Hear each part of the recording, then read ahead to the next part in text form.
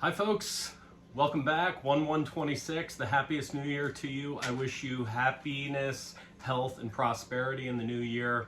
Welcome back to Full Bore Silver, Rocks for Jocks. That's what we used to call it in college in the geology department.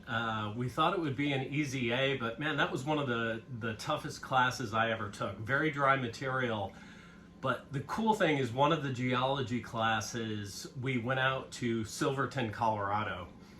And we actually went all over Colorado and Utah. But Silverton was crazy. Silverton was one of the richest gold and silver mining operations they mined gold there for over 100 years. And it was a completely denuded landscape. The tailings piles, the different colored rock from all the acid and all the mining. It was really amazing to see. Which leads me to my next point. Some hammerhead got into Aaron Texas Silver's comments the other day and said, if there is a shortage of silver, they'll just mine more.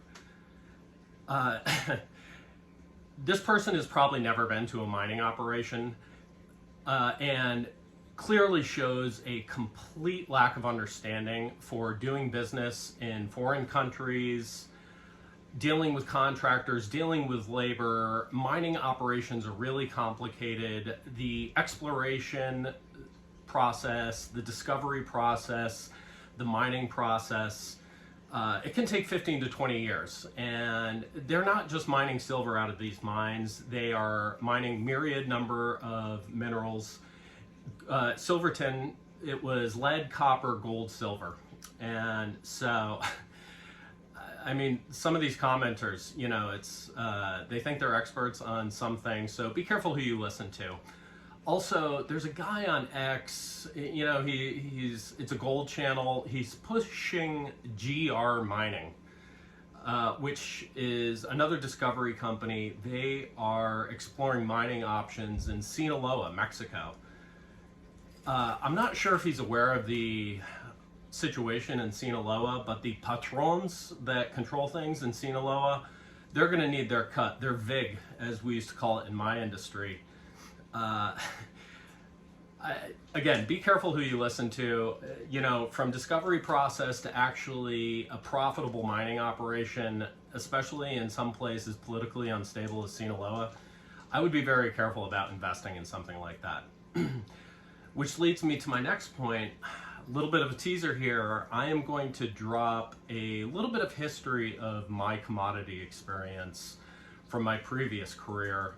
I think it gives me a little bit of perspective. It may allay some fears, and how I look at what's going on with both silver pricing around the world, the bifurcation of paper and physical markets between East and West. And so tune in later for that. Now let's get to it.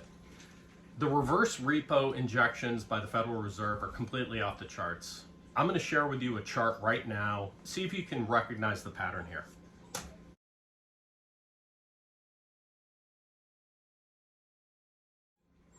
All right, as you can see, $74.68 billion injected into the system overnight here on New Year's Eve.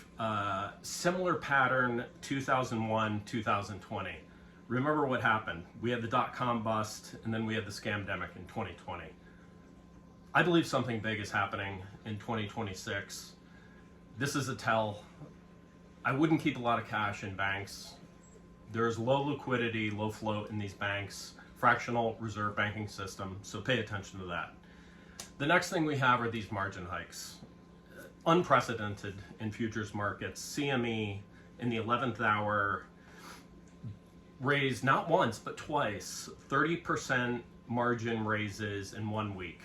This is a forced liquidation of leveraged longs, number one, and it is a manufactured market short of silver because anybody long could not sustain multiple 30% increases in margin rates. It's the same thing they did to the Hunt brothers in '80.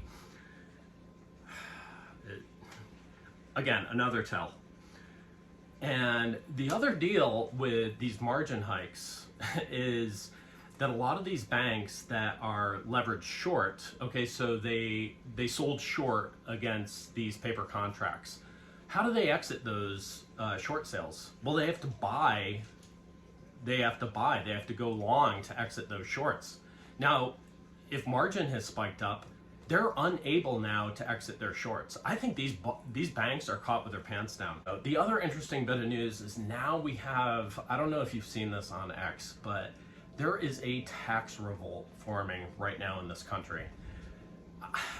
The first thing I saw was from MGT or Theo Vaughn or somebody like that. Then you've got Savannah Hernandez joining Gary Cardone, the less mentally challenged of the Cardone brothers, Hodge twins, Dan Blazarian, Terrence William, all these people are joining in. People are disgusted and sick of the fact that we have to work till April, May, June and pay taxes to the IRS. And then this ridiculous government goes and gives hundreds and hundreds of billions of dollars to the criminals in Ukraine. We're paying for Ukrainian pension funds while these people steal money and then flee to Israel.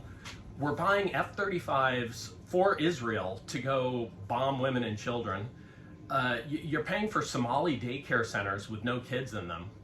So people are sick of it. And you're starting to see this momentum growing, and people are like, that's it. You know, you want to go perpetrate this as our elected officials? I'm not paying into the IRS. So that was an interesting bit. One other thing, Morgan Stanley said that we were in for the biggest copper deficit in 22 years. A deficit of 590 tons, okay? We also have deficits forming in all of these commodities.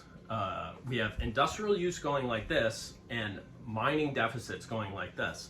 So we have deficits in copper, obviously silver, platinum, aluminum, zinc, nickel.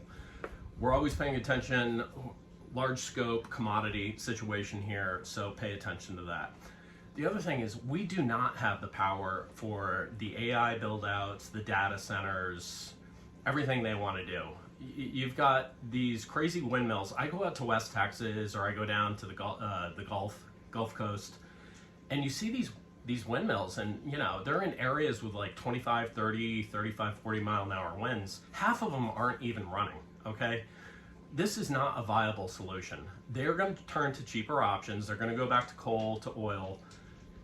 One of the solutions could be nuclear. Obviously, China is building 40 nuclear power plants. Now, it takes 5 million ounces of silver with a new nuclear power plant build out. And then every 5 years, they have to replace the rods, which is probably another 3-4 million ounces of silver. We simply do not have the silver for that. And, you know, to the people who are like, you know, 3 Mile Island and Chernobyl and blah, blah, blah. Do you realize that there are 130 to 150 nuclear-powered submarines trolling around the major oceans and around the world at any given time? The US has 70 nuclear submarines. Russia has 35, China 15, UK 10, France 8, India 2 to 3. So at any given time, you have these nuclear-powered submarines that do not need any refuel. They don't need any sort of diesel or anything like that, and you're talking a lifespan of, I mean, energy output of hundreds of years. So if you can have rolling nuclear submarines in the oceans, I do not see why we can't have nuclear power plant build out for this failing grid, for this insufficient grid. So we'll keep an eye on that. But please have a happy new year. Tune in a little bit later today. I'm going to drop that, a little bit of my background, my history, and a different commodity. Gives a little bit of insight. But thanks for tuning in. Full bore silver. Talk to you soon.